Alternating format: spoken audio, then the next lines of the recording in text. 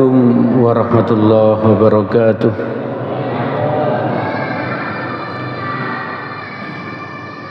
Alhamdulillahilladzi ahyana ba'dama amatana wa ilaihin nusyur.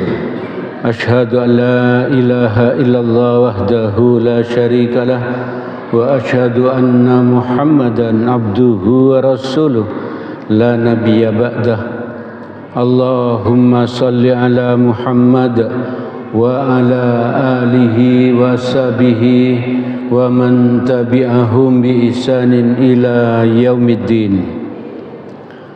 Jamaah salat maghrib Masjid Nurul Huda yang dirahmati oleh Allah, mari kita senantiasa terus bersyukur kepada Allah karena Allah telah memberikan nikmat-Nya yang sangat banyak kepada kita. Nikmat sehat, nikmat waktu luang, nikmat kesempatan hidup, dan juga nikmat bisa hadir ke masjid ini untuk sholat berjamaah dan juga untuk mendengarkan kajian-kajian yang diadakan di masjid ini. Semoga Allah terus memudahkan bagi kita, semoga Allah terus memilih kita untuk bisa istiqomah taat kepadanya hingga kelak kita dicabut nyawa. Semoga dalam keadaan husnul khotimah. Amin amin ya rabbal alamin. Jamaah yang dirahmati oleh Allah, mari kita ingat kembali sebuah hadis tentang orang yang paling cerdas. InsyaAllah beberapa pekan yang lalu hadis ini pernah kita sampaikan ya. Di dalam hadis riwayat Ibnu Majah nomor 4259 dari Ibnu Umar radhiyallahu an. Ibnu Umar ini berkata, Rasulullah pernah ditanya ya. Jadi kesaksian dari Ibnu Umar, Abdullah bin Umar, Rasulullah pernah ditanya. Apa pertanyaannya? Fa ayyul mu'minina aqyashu. Mukmin manakah yang paling cerdas? Ini pertanyaan yang harus kita ingat-ingat terus ya. Kalau kita sekarang ini hidup seperti tahun-tahun sekarang ini, bisa jadi orang yang paling cerdas itu kita jawab yang profesor, yang doktor, yang ahli matematika, yang ahli fisika, dan lain sebagainya. Itu mungkin yang kita jawab. Tapi ternyata menurut Nabi bukan itu, bukan itu. Nabi menjelaskan aksaruhum lil mauti zikra. Nah, itu jawaban Nabi. Beliau menjawab, di antara mereka yang paling banyak mengingat kematian. Itulah orang yang paling cerdas. Wa ahsanuhum lima ba'dahu sta'dada. Dan yang paling baik persiapannya untuk akhirat, untuk hidup setelah mati ya. Untuk hidup setelah mati. Jadi itu syaratnya orang paling cerdas menurut Nabi ya. Menurut Nabi, kalau Nabi berbicara itu mesti wahyu dari Allah ya, dari Allah. Jadi pasti benar gitu. Bahwa orang yang paling cerdas itu kalau banyak mengingat mati dan paling baik persiapannya untuk hidup setelah mati. Coba kita ingat-ingat lagi, karena ini sudah pernah kita sampaikan ya. Seminggu ini berapa kali kita mengingat mati ya. Kita yang tahu kita sendiri, Berapa kali kita ingat mati? Terus kalau kita mengingat mati, apakah persiapan kita tentang untuk hidup setelah mati nanti? Untuk ini yang perlu diingat itu paling sedikit ya. Yang kita ingat itu apa? Ketika kita dicabut nyawa ya. Ketika kita dicabut nyawa, apakah kita ini bisa bisa husnul khotimah atau malah su'ul khotimah. Itu pentingnya. Kalau kita matinya husnul khotimah, berarti ke belakangnya itu jadi mudah sudah ya. Jadi mudah. Di kuburan mudah, di padang mahsyar mudah, di jembatan Sirat nanti juga mudah gitu. Bahkan insya Allah kalau sudah husnul khotimah itu pasti surga ya. Jadi itu sangat menentukan, sangat menentukan husnul khotimah ya. Itu yang apakah persiapan kita agar kita bisa mati husnul khotimah? Apakah kita ini begitu-begitu saja ya? mengalir saja. Itu apa kata nanti ini? Apa kata nanti? Maka mari kita persiapkan ibu bapak, saudara-saudara yang dirahmati oleh Allah. Dengan mengingat hal-hal seperti itu, insya Allah kita ini tidak akan biayaan ya. Tidak akan biayaan. Insya Allah kita ini akan menjaga sholat 5 waktu minimal. Insya Allah kita ini akan puasa nanti di bulan Ramadan. Insya Allah kalau kita punya uang akan bayar zakat ya. Zakat mal. Insya Allah kalau kita punya uang akan segera mendaftar haji. Insya Allah kalau kita punya uang akan umroh dan seterusnya.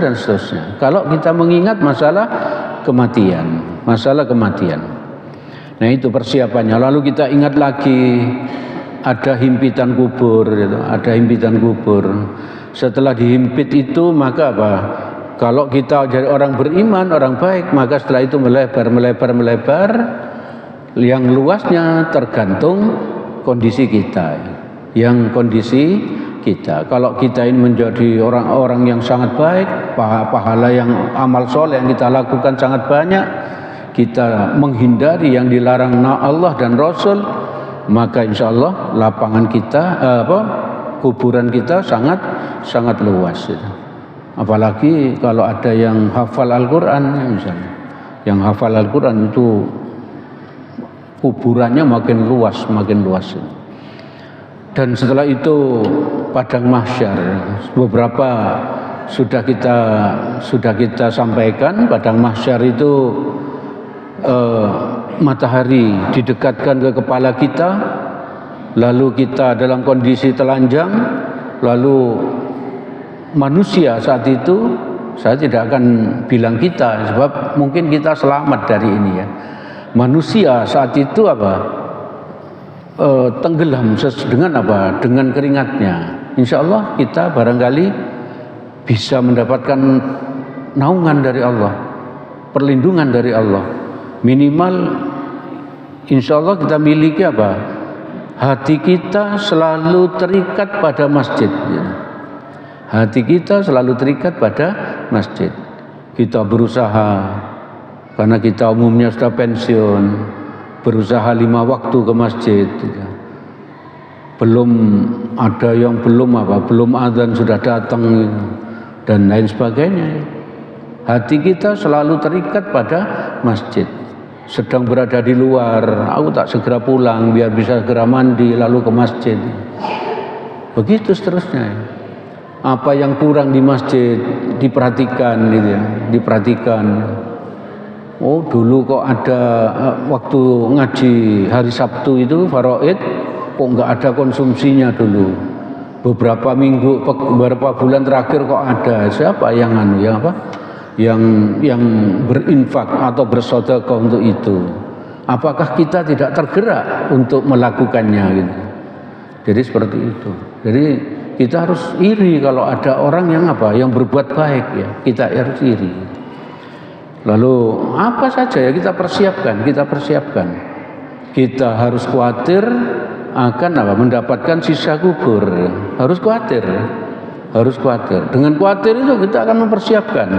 Setelah itu kita berusaha untuk selamat dari siksa kubur, selamat dari siksa api neraka, selamat dari kesulitan di padang mahsyar. Kita berusaha total, kita berdoa ya. Lalu setelah berusaha, setelah berdoa, kita berbaik sangka kepada Allah ya. Kita berbaik sangka, Allah itu Maha Pengampun, Allah itu Maha Penyayang, Maha Pengasih, Maha Penyayang. Oleh karena itu saya akan selamat gitu ya. Allah bilang, aku, kata Allah, tergantung persangkaan hambaku. Kalau hambaku menganggap atau menyangka aku ini baik, penuh kasih sayang, penuh ampunan, maka saya akan sayang kepada dia, saya akan kasih pada dia. Jadi seperti itu, saya akan ampuni dia. Jadi kita harus berbaik sangka kepada Allah, harus berbaik sangka. Setelah apa? Setelah khawatir, berusaha, berdoa agar selamat, lalu apa? Berbaik sangka. Yakin Allah akan mengampuni kita, yakin Allah menyayangi kita, yakin Allah akan menyelamatkan kita dari siksa kubur, yakin Allah akan memudahkan bagi kita urusan padang mahsyar, yakin kita akan selamat dari siksa api neraka. Seperti itu, khawatir dan yakin, khawatir dan yakin. Jemaah yang dirahmati oleh Allah, mengingat itu saja sudah banyak yang harus kita persiapkan ya. Masalah mati ya, masalah mati. Nanti Ramadan kira-kira 1 bulan seminggu lagi ya. Anggap itu Ramadan terakhir kita ya. Anggap itu kalau sampai ya, kalau sampai 5 minggu itu lama ya. 5 minggu itu lama. Banyak orang yang sekarang ini sehat, besok lusa sudah meninggal. Banyak yang seperti itu. Kita pun bisa yang seperti itu. Maka kita berdoa, ya Allah, semoga Engkau memberi barokah kepada saya di bulan Rajab dan di bulan Sya'ban, dan Engkau menyampaikan saya ke bulan Ramadan tahun ini. Kita berdoa seperti itu. Kita berdoa. Lalu kita lanjut tentang syafaat ya. Syafaat itu nanti akan kita butuhkan di padang mahsyar ya, di padang mahsyar.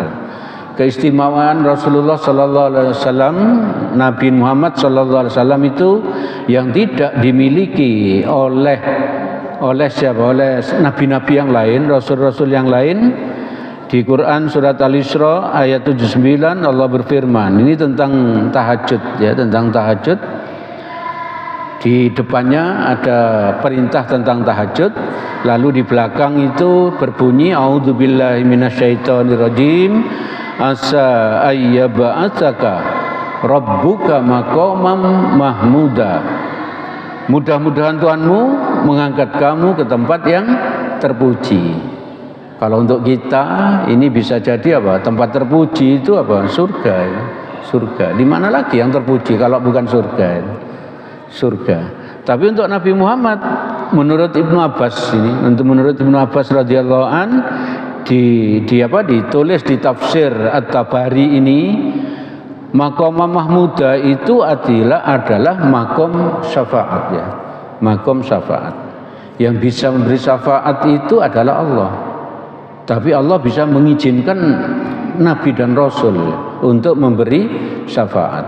Dan yang diizinkan kepada Nabi kita, Nabi Muhammad SAW, itu luar biasa. Syafaat itu ya arti sederhananya menyelamatkan gitu aja. Yang tadinya mau masuk neraka diberi syafaat oleh Nabi, selamat ya dari siksa api neraka.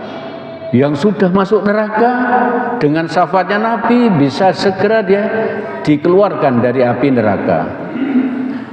Dan yang langsung masuk surga, tapi masuk surganya paling jelek misalnya, dengan syafaat Nabi bisa tingkatan surganya lebih baik ya. Bahkan ada syafaat itu apa? Yang siksa api nerakanya berat menjadi lebih ringan. Nah, di dalam hadis riwayat Bukhari nomor 4712, Muslim 194, dari Abu Hurairah radhiyallahu an, Nabi sallallahu alaihi wasallam bersabda, ini hadis yang sangat panjang gitu. Hadis yang sangat panjang, maka saya ringkes saja, tapi tidak menyalahi arti dari hadis ini insyaallah. Nabi bersabda, aku, kata Nabi, adalah pemimpin manusia pada hari kiamat. Itu pernyataannya Nabi ya. Aku adalah pemimpin manusia pada hari kiamat, bukan Nabi Adam, bukan Nabi Nuh, bukan Nabi Ibrahim, bukan Nabi Musa ya. Bukan Nabi Isa ya, tapi Nabi Muhammad, Nabi kita. Lalu menurut Nabi, orang-orang saling berkata satu sama lain, apakah kalian tidak melihat siapa yang bisa memberi kalian syafaat kepada Tuhan kalian? Jadi waktu itu di padang mahsyar itu manusia itu kasak kusuk ya, ingin selamat itu. Ingin selamat dari siksanya Allah. Maka mereka saling bertanya, siapa yang bisa memberi syafaat kepada kita? Siapa yang bisa memberi syafaat? Seorang suami tidak bisa memberi syafaat pada istrinya. Suami tidak bisa menolong istrinya kalau di padang mahsyar. Ini bolak-balik saya sampaikan karena memang kenyataannya seperti itu. Agar saya selalu mengingat itu. Seorang seayah tidak bisa menolong anaknya ya, di saat itu. Anak juga tidak bisa menolong ayahnya, ibunya di padang mahsyar, enggak bisa. Yang bisa menolong siapa? Allah ya. Allah. Lalu Allah beri izin kepada nabi-nabi, termasuk nabi kita. Lalu orang itu, sekumpulan orang datang kepada Nabi Adam ya. Minta syafaat kepada Nabi Adam. Nabi Adam menolak ya. Saya tidak bisa beri syafaat kepada kalian semua. Kenapa begitu alasannya? Dulu Allah melarangku mendekati pohon, ya, sebuah pohon di surga waktu itu oleh Allah dilarang untuk mendekati. Tetapi aku durhaka, kata Nabi Adam. Dengan dosa itu Nabi Adam dan Hawa dikeluarkan, diusir dari surga. Itu artinya apa? Orang yang melanggar perintahnya Allah itu tidak layak masuk surga. Perlambangnya seperti itu Adam. Lalu iblis itu juga diusir dari surga. Kenapa? Karena iblis itu sombong ya. Iblis itu sombong, merasa diri itu hebat ya. Itu artinya apa? Orang sombong pun tidak berhak masuk surga.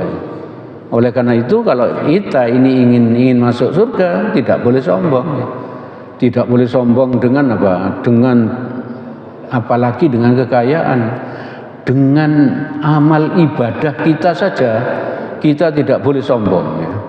Tidak boleh sombong, tidak boleh sudah merasa banyak amal ibadahnya, infaknya sudah merasa banyak gitu ya, dan lain sebagainya. Karena berinfak misalnya apa? Misalnya 1 bulan 1 juta misalnya, terus merasa banyak, belum tentu.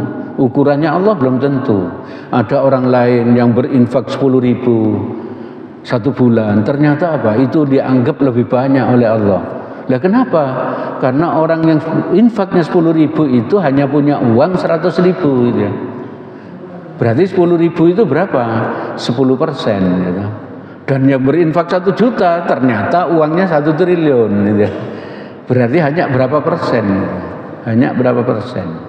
Jadi bukan berarti yang infaknya kecil terus apa pahalanya kan lebih kecil, belum tentu, belum tentu. Allah yang punya apa? Yang punya hak prerogatif tentang pahala. Jadi kita nggak boleh merasa sudah hebat, sudah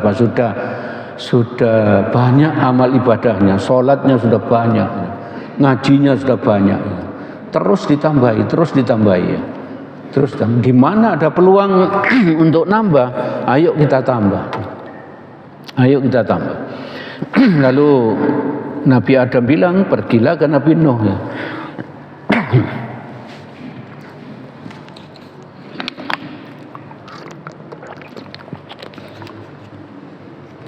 Lalu manusia tadi itu pergi ke Nabi Nuh. Nabi Nuh pun menolak ya. Nabi Nuh pun menolak. Kenapa?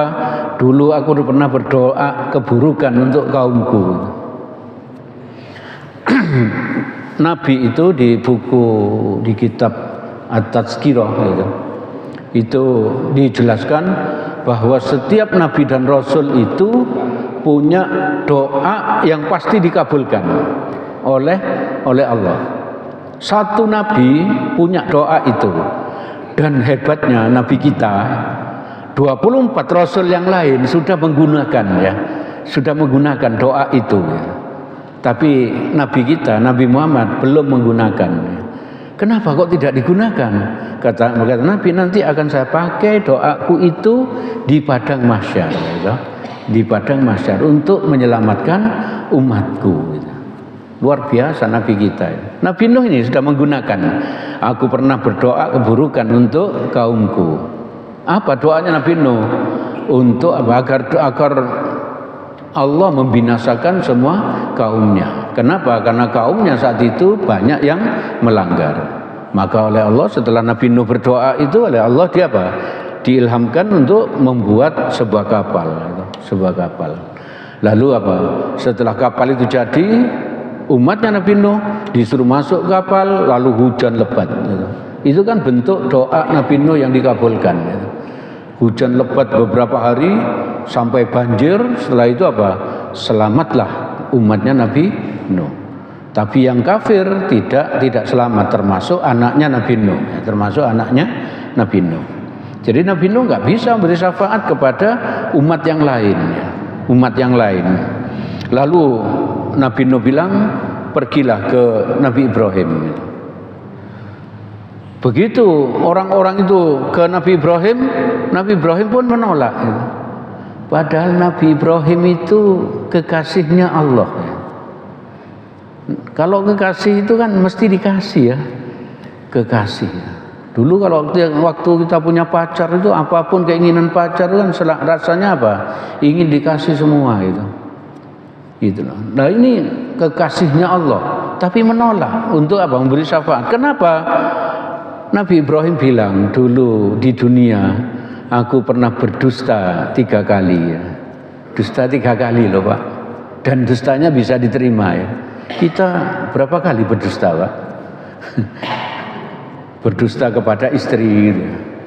Berdusta kepada anak gitu. Berdusta kepada tetangga. Coba kita hitung-hitung ya. Berapa kali kita berdusta? Nanti ternyata banyak ya. Malam tahun baru kemarin seharusnya tidak bakar ikan ya. Tapi apa? Nyatet gitu. Ada kertas, ada apa? Ada pulpen. Berapa kali saya berdusta gitu. Dicatat gitu. Dan seterusnya. Agar tahun depan bisa diperbaiki gitu.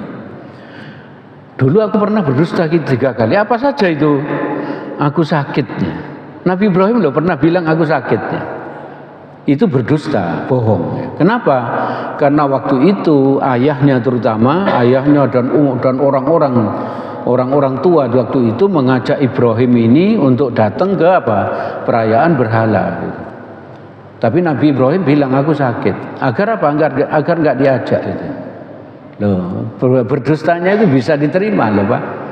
Bisa diampuni oleh Allah ini. Tapi Nabi Ibrahim merasa itu sudah dosa gitu. Lalu berdusta yang kedua, ketika Nabi Ibrahim itu menghancurkan patung-patung, disisakan satu yang paling besar, dan di patung paling besar itu dikalungkan kampak yang digunakan oleh Nabi Ibrahim untuk menghancurkan patung itu. Maka orang-orang itu bertanya kepada Ibrahim, karena yang tidak hadir ke perayaan itu tadi hanya Nabi Ibrahim. Nabi Ibrahim tidak hadir itu karena apa? Karena ingin menghancurkan patung-patung memang. Nah di saat orang-orang berpesta, Nabi Ibrahim menghancurkan patung, tinggal satu yang paling besar. Loh, terus disuruh tanya. Nah begitu Nabi Ibrahim ditanya, siapa yang menghancurkan patung-patung ini? Nabi Ibrahim bilang, kamu tanya ke patung yang paling besar itu, bilang gitu. Jadi berbohongnya seperti itu tok ya. Kamu tanya kepada patung yang paling besar itu loh, siapa yang menghancurkan patung-patung yang lain itu. Lalu secara refleks orang kafir saat itu bilang apa? Mana bisa dia bicara ya? Oh dia patung ini. Loh, Nabi Ibrahim bilang, oh sudah tahu nggak bisa bicara kok disembah itu. Luar biasa kan orang godanya iblis itu.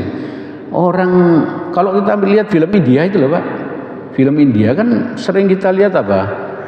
Orang berbicara dengan apa? Dengan patungnya itu, terus apa? Diusahakan agar patungnya bisa bicara dan sebagainya. Itu mereka itu kan tahu kalau patungnya nggak bisa bicara ya. Tapi kenapa mereka kok tetap apa? Kok tetap menyembahnya? Itu karena hebatnya apa? Godaan iblis. Ya.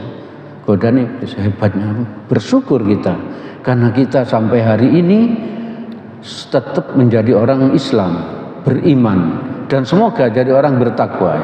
Semoga jadi orang bertakwa. Amin amin ya rabbal alamin. Dan terus berdoa. Karena apa? Karena kita belum mati gitu. Karena kita belum mati. Karena apa? Ada orang yang apa? Tadinya ulama, tapi matinya mati kafir. Matinya mati kafir.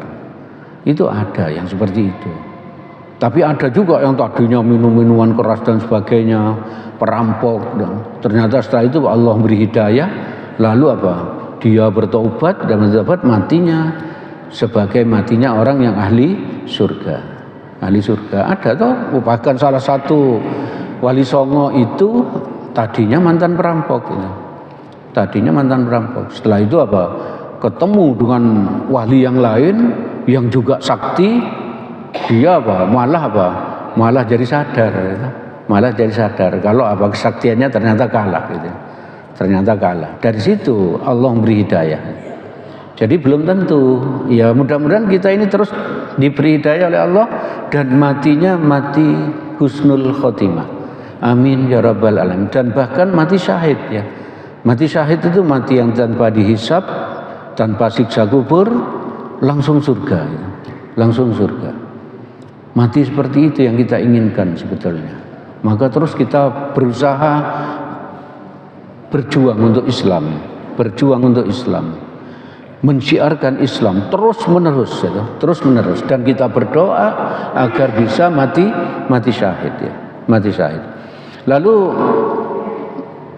yang ketiga, Nabi Ibrahim itu berbohongnya adalah Sarah, Siti Sarah itu istrinya Nabi Ibrahim, tapi diakui sebagai saudaranya, ya, saudarinya, gitu. Kenapa kok begitu? Waktu itu kan Nabi Ibrahim ketemu dengan raja ya, raja Mesir saat itu. Raja ini punya penyakit ya. Penyakit gendeng gitu. Dia itu apa? Suka merebut istrinya orang kalau cantik ya. Tapi kalau saudaranya bukan istrinya. Kalau saudaranya walaupun cantik, dia nggak mau merebut. Jadi dia punya kepuasan sendiri kalau berhasil apa? Merebut istrinya orang yang cantik. Ini penyakit gitu. Nah agar apa? Agar istrinya Nabi Ibrahim ini selamat, Siti Sarah itu dari apa? Dari yang direbut oleh raja itu, maka diaku saudarinya gitu. Saudarinya. Tapi dalam hati menurut kisah Nabi Ibrahim itu bilang saudarinya itu memang apa? Istrinya itu memang saudarinya. Saudari seiman gitu. Saudari seiman. Jadi bukan saudari kandung, bukan, tapi saudari seiman gitu. Jadi hati-hati kalau ada orang yang suka begitu gitu. Saya dulu juga sering bermain kalimat itu. Waktu itu kan saya jadi guru di SMA Trimurti. Saya telat itu, saya bilang, "Loh kok telat Pak?" Saya jawab, "Maaf Pak, tadi mobil saya mati," gitu kan. "Oh ya masuk Pak." "Loh memang mati Pak, belum di starter ya." Saya bilang seperti itu. Untuk bujui, untuk apa? Bukan bujui, saya untuk berkilah gitu ya. Salahnya ya nggak cerdas ya toh. Itu. Nah, yang ini dipakai oleh Nabi Ibrahim, saudari seiman ya toh, saudari seiman ya. Jemaah yang dirahmati oleh Allah, pergilah ke Musa, katanya Nabi Ibrahim. Ternyata Musa pun menolak ya toh. Musa pun menolak. Kenapa kok Nabi Musa menolak? Dulu aku pernah membunuh gitu. Nabi Musa itu pernah jadi pembunuh, Pak. Ketika kaumnya itu bertengkar dengan apa? Dengan orang kafir waktu itu, lalu apa? Kaumnya minta tolong pada Nabi Musa. Nabi Musa itu hanya meninjunya gitu. Ternyata mati. Itu menunjukkan apa? Betapa kuatnya fisik Nabi Musa itu, Pak. Wong ninju tok lho mati gitu. Nah, gara-gara dosa itu loh, Nabi Musa merasa tidak pantas untuk apa? Untuk memberi syafaat. Lalu Nabi Musa bilang, pergilah kepada Nabi Isa. Nabi Isa menolak juga ternyata. Kenapa? Kita sudah tahu ini gampang kalau Nabi Isa ini ya. Yaitu sebagian manusia, bahkan sekarang cukup banyak, menganggap Isa itu sebagai apa? Tuhan, ya toh, sebagai Tuhan. Nah, gara-gara itu Nabi Isa tidak bisa memberi syafaat. Nabi Isa bilang, pergilah ke Nabi Muhammad. Lalu mereka pergi ke Nabi Muhammad. Mereka bilang kepada Nabi, wahai Muhammad, engkau adalah utusan Allah. Engkau adalah penutup para nabi. Dosamu telah diampuni. Kan dosanya Nabi memang diampuni semuanya. Dan sebagainya. Orang-orang memuji Nabi ya. Berikanlah syafaat untuk kami.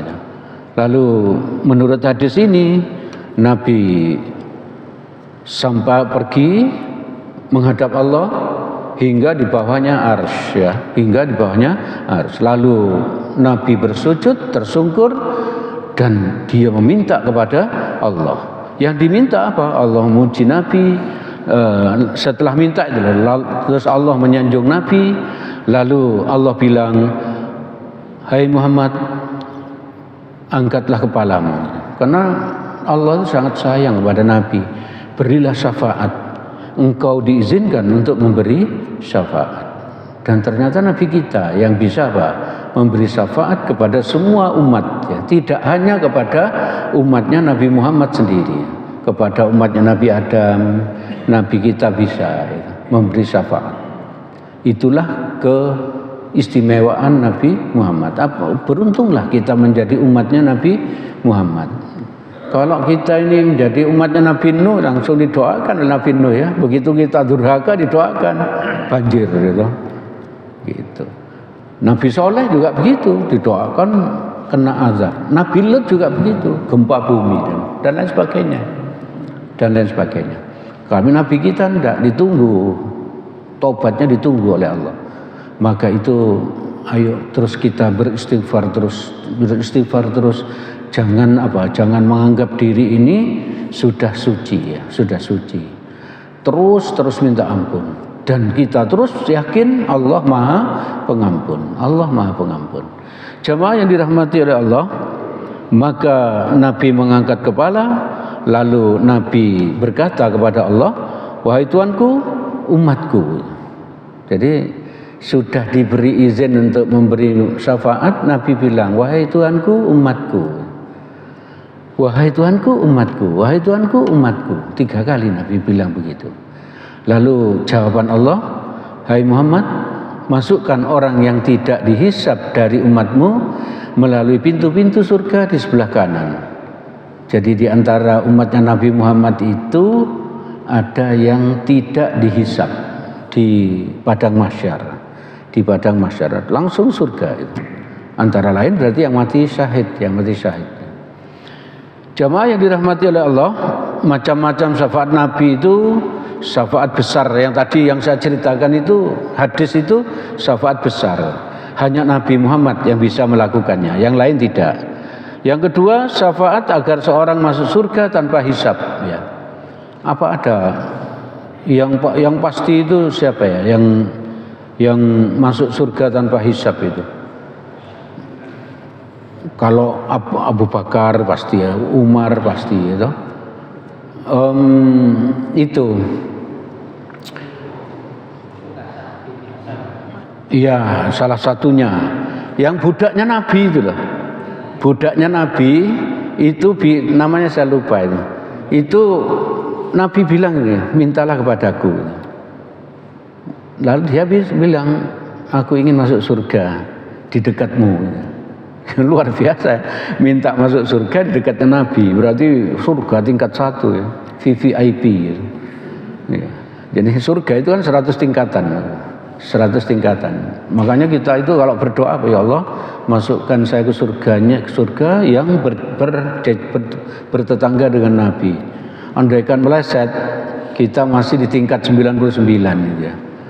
Meleset lagi masih di tingkat 98. Jangan berdoa, ya Allah, pokoknya saya masuk surga, ya Allah gitu. Meleset ya neraka gitu. Gitu. Jadi ini. Jadi itu apa? surga, ya apa, budaknya Nabi itu bilang apa, minta surga pada Nabi. Nabi bilang minta yang lain gitu. Terus setelah itu apa, dia bilang hanya itu ya Allah, wahai Nabi saya minta hanya itu gitu. Nabi bilang minta yang lain gitu. Dia bilang saya hanya minta itu Nabi. Maka jawab Nabi apa, perbanyak langkah ke masjid dan apa, perbanyak sujud. Jadi kalau kita ingin langsung surga, perbanyak langkah ke masjid, perbanyak sujud, gitu. Perbanyak sujud. Maksudnya perbanyak untuk sholat, gitu. Untuk sholat, perbanyak minta ampun.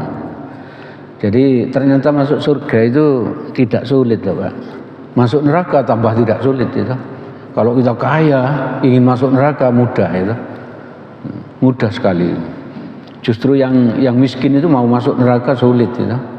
Karena nggak punya biaya itu. Beruntung, agak beruntung. Yang ketiga, syafaat pada umatnya yang berdosa. Nah, di antara umatnya Nabi itu kan ada yang berdosa, tapi belum masuk neraka. Itu bisa diselamatkan Nabi agar masuk surga. Agar masuk surga. Dan yang keempat, syafaat kepada umatnya yang berdosa, sudah masuk neraka, agar keluar dari neraka. Jadi ada umatnya Nabi besok yang sudah masuk neraka, oleh Nabi diberi syafaat terus masuk surga. Apa enak begitu Pak? Tetap tidak enak ya. Enggak enaknya apa? Pernah masuk neraka. Pernah masuk neraka. Dan kalau apa? Kalau sudah pernah masuk neraka, di jidat itu ada tulisan Pak, alumni neraka gitu ya. Alumni neraka gitu. Ada tulisan gitu, enggak enak ya. Jadi besok di surga lu alumni gitu. Alumni, ayo roto izin gitu. Alumni neraka, tapi masih lumayan daripada apa? Daripada orang munafik gitu. Orang munafik itu masuk neraka paling dalam dan selamanya gitu. Dan selamanya. Lalu berikutnya syafaat Nabi itu kepada umatnya untuk menaikkan derajat surganya ya. Derajat surga, misalnya kita masuk surga derajat ke-99, cita-cita kan harus tinggi ya Pak ya. 99 terus Nabi kok memberi syafaat menjadi tingkat ke-100, bertetangga dengan Nabi jadinya gitu. Itu bisa Nabi melakukan itu ya. Jemaah yang dirahmati oleh Allah, yang keenam syafaat kepada pamannya Nabi sendiri, Ibu Abu Thalib ya. Abu Thalib kan seperti yang sering kita kisahkan, itu matinya mati kafir itu. Orang yang mati kafir pasti neraka selamanya.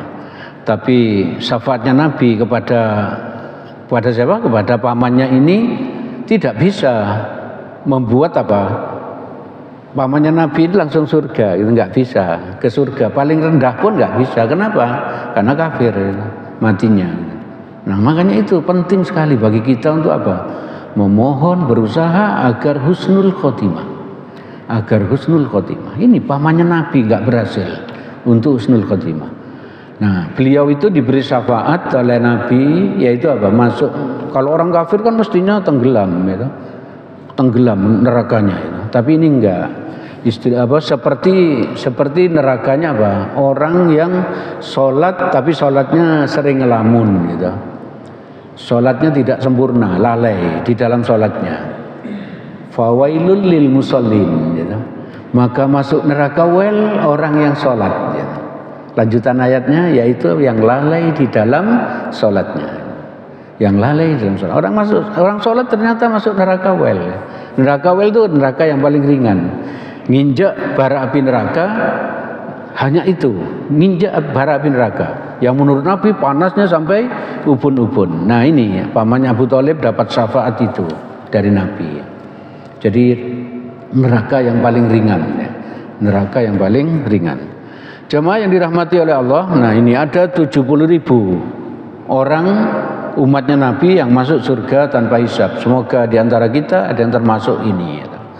Ada yang termasuk ini. Hadis riwayat Bukhari nomor 5752, Muslim nomor 220 dari Ibnu Abbas radhiyallahu an, Nabi sallallahu alaihi wasallam bersabda, telah ditampakkan kepadaku semua umat gitu. Besok di padang mahsyar itu loh, Nabi sudah melihat ada apa? Umat. Aku melihat seorang nabi yang hanya memiliki, salah satu nabi memiliki 3 sampai 9 pengikut gitu. Berarti pengajian ini lebih sukses dibandingkan nabi yang ini ya. Ini loh cuma 9 pengikut. Ini ada 30 ya. Gitu. Ya rada sombong titik ya. Nabi aja enggak berhasil. 3 sampai 9 pengikut gitu. Termasuk Nabi Yunus, itu kan sedikit pengikutnya. Sampai beliau apa? Putus asa itu. Lalu meninggalkan umatnya, lalu dilempar ke apa? Ke laut. Itu artinya apa? Kita enggak boleh kecewa gitu. Kita enggak boleh kecewa. Nah, kalau kecewa, doanya seperti apa? Doanya Nabi Yunus. La ilaha illa anta subhanaka inni kuntu minadz zalimin. Begitu kita kecewa, langsung berdoa seperti itu. Ada nabi yang pengikutnya hanya 1-2 orang ya. Bahkan ada nabi yang pengikutnya tidak ada ya. Pengikutnya tidak ada. Lalu ternyata ada sekumpulan orang yang sangat banyak. Nabi sudah bilang, wah ini pasti umatku gitu ya. Ternyata bukan ya. Ternyata bukan. Itu adalah umatnya Nabi Musa. Berarti umatnya Nabi Musa itu sangat banyak ya. Padahal Nabi Musa nggak bisa beri syafaat Nabi kepada umat Nabi yang lainnya. Lalu di ufuk itu dari jauh itu kelihatan warna hitam sangat banyak gitu. Jadi orangnya sangat banyak, saking jauhnya dan sangat banyak kelihatan hitam-hitam gitu ya. Itu. Lalu di ufuk yang lain Nabi disuruh melihat ke ufuk yang lain. Ada orang yang sangat banyak gitu. Lalu ada malaikat yang berbisik, itulah umatmu gitu. Jadi umatnya Nabi itu sangat banyak, sangat banyak. Sangat banyak. Lalu jamaah yang dirahmati oleh Allah, di antara mereka itu ada 70.000 orang akan masuk surga tanpa dihisab dan tanpa disiksa. Di hadis yang lain ada yang mengatakan, ada yang dijelaskan apa? Di antara 70 orang ini loh membawa 100 orang gitu. 100 atau 1000 saya lupa. Pokoknya kalau dikalikan menjadi 4,9 juta gitu ya. Ini kan cuma 70.000 orang gitu. Jadi 4,9 juta. Insya Allah 100 ya, 100 orang. Satu orang membawa 100 di antara ini di hadis yang lain. Mudah-mudahan kita termasuk di dalamnya ya. Di dalamnya. Amin amin ya rabbal alamin. Terus kita berusaha agar apa? Tidak tanpa hisab ya. Masuk surga tanpa hisab. Hisab itu aja sudah siksaan luar biasa ya. Kalau kita kaya itu hisabnya itu apa Pak? Dari mana hartamu kamu dapatkan ya. Sudah beres ya. Pertanyaan kedua, untuk apa digunakan ya. Infaknya enggak beres, kurbannya kurang, zakat malnya kurang, neraka dulu gitu. Neraka dulu gitu. Tapi kalau beres itu dengan orang yang miskin selisihnya 500.000 tahun ya. Hisabnya ya, hisabnya. Tapi ada orang kaya yang tanpa hisab ya. Siapa? Utsman bin Affan ya. Abdurrahman bin Auf ya. Tanpa hisab mereka langsung surga ya. Kalau kita kaya ya ingin seperti itu ya. Apa yang mereka lakukan agar bisa apa? Tanpa hisab. Infaknya 700 ekor onta lengkap dengan sembako. Luar biasa. Jangan hitung-hitungan kalau dengan Allah. Khawatir nanti Allah menghitung-hitung ya. Loh sudah isya ya. Mohon maaf ini panjang ternyata ya. Saya kira ini cuma sebentar. Kita akhiri aja sampai sekian. Insya Allah lanjutannya bisa dicari-cari sendiri ya. Sekarang kan sudah tidak sulit untuk mencari ini. Mari kita akhiri kajian ini dengan doa kafaratul majlis. Subhanakallahumma wa bihamdik asyhadu an la ilaha illa anta astaghfiruka wa atubu ilaik. Assalamualaikum warahmatullahi wabarakatuh.